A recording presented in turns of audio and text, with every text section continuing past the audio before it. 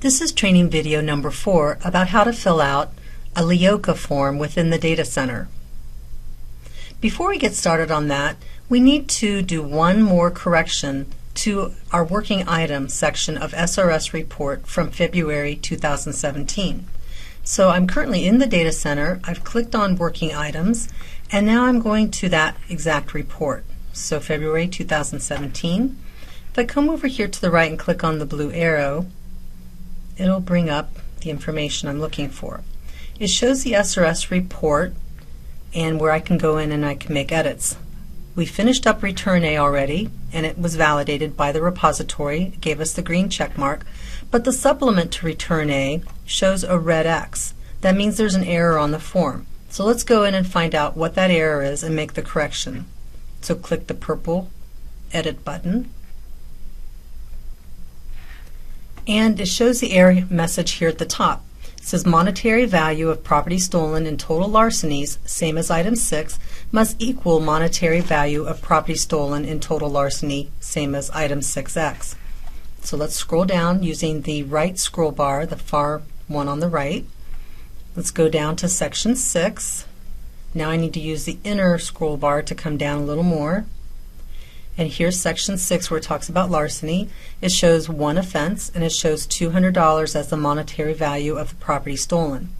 Now let's go down to 6X right here, which is nature of larcenies under item 6, and it shows under 6XA pocket picking. It shows one offense but $50 here. So if we scroll down, here is where our red X is showing up under the total larcenies, and it's showing $50 here. So it doesn't like something. The repository wants me to make a correction. So again, scrolling up, here's where I put in 1 and $50. But if you look back up here under larceny theft, I show 1 $200 as the monetary value. So let's go down and let's swap out this amount here and make it show 200. But I can't do it from the total line where the bold is. It won't let me edit that. I need to go up a little bit and go back here where it was 6X, nature of larcenies under item 6, and that's 6XA, pocket picking, 1. I'm going to change this from $50 to $200. And now let's see if the error message goes away at the bottom. Okay, if you notice here, it looks like it accepted it. There's no red outline on the box. And then if I scroll up, all the way up to the top, I no longer have the error message up here at the top. So it looks like the repository accepted my change, my addition. So I'm going to go ahead and save it by clicking this green button, Save, Supplement, Return A. And it's going to make a save for me. There we go.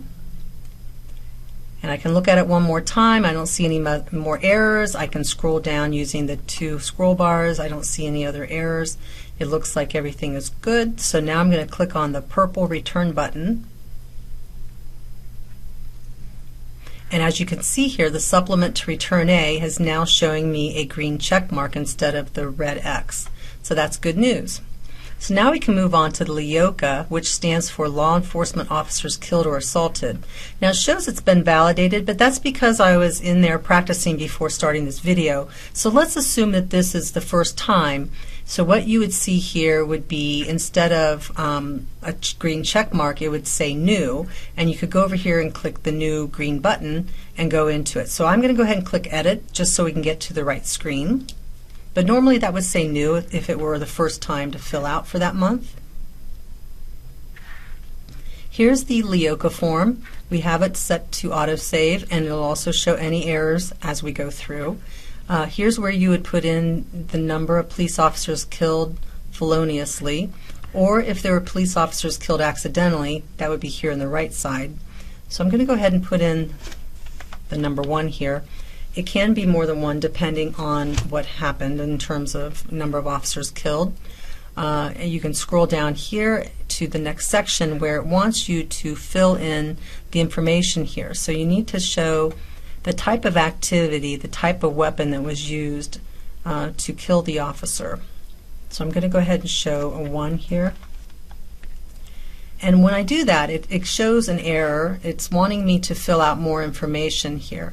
So it wants me to go ahead and fill out to the right here, one officer vehicle. So see, it's complaining a little bit. So it wants me to go ahead, yeah, see right here, it's starting to give me the errors.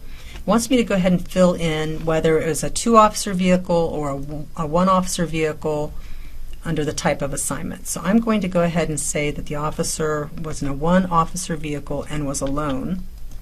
So that information is filled in. And it's still wanting some more information. It says the sum of the time of assault, line 15, must equal the total assaults by weapon in total 1 to 11, line 1 through 11, line 12. So I'm going to scroll down here to the sum of time assaults. All right.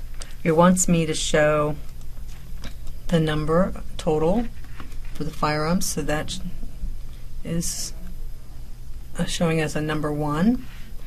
And then over here it shows as a number 1. And what it's wanting me to do is to go in and put in a time frame as to when this occurred. So I'm going to show here one of the officers, in this case only one officer, was killed, and it happened between 2:01 and 4 o'clock a.m. So click that. Now let's see if we have any other errors. It says errors. The value in line 13 and 14 in the firearm column, column B, is added together must equal the value in line 12. So line 12 shows 1 total assault weapon, the firearm here, and then the number of personal injury, we show 0, number of person without personal injury, 0.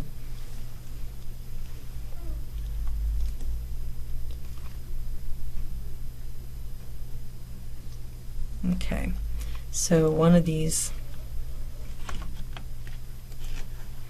okay, so I said number of personal injury, I'm showing firearm 1, and then that took away that error message here at the top.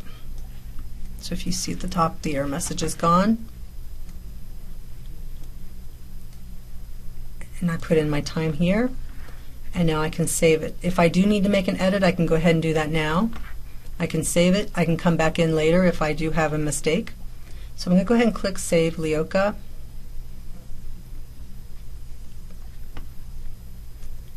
I can look at it one more time.